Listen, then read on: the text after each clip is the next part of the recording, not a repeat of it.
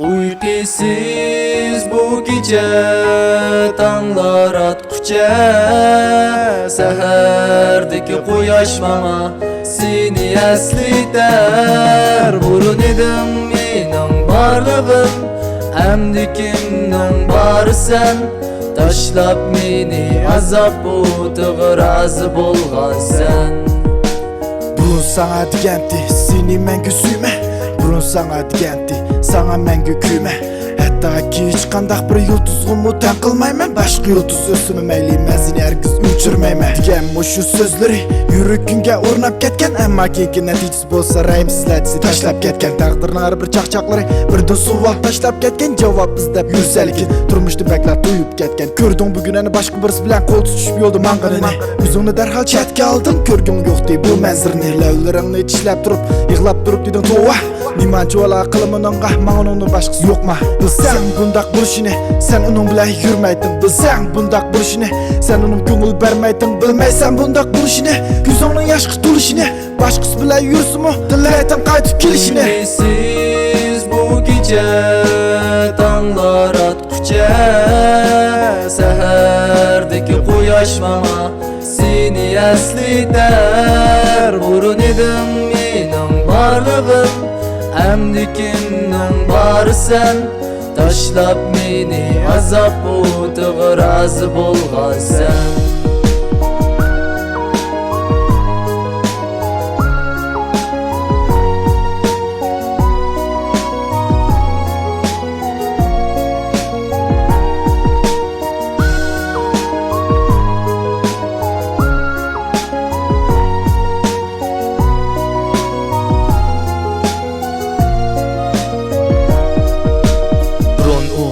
Maliz daim surtingni saqlaydi.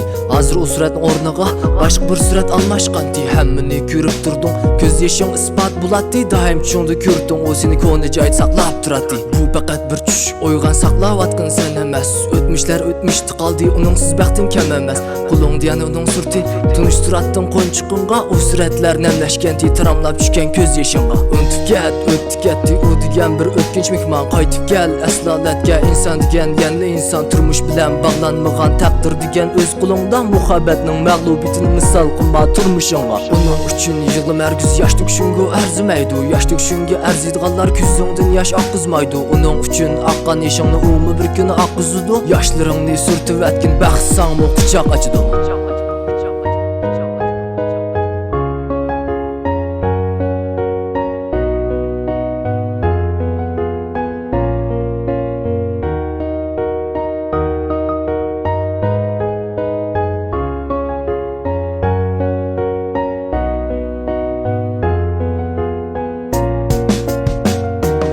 Uykusiz bu gece tanglar atkucha, sahardagi quyosh mama seni eslitar. Burun edim mening barlig'im, amdi kimning bari sen.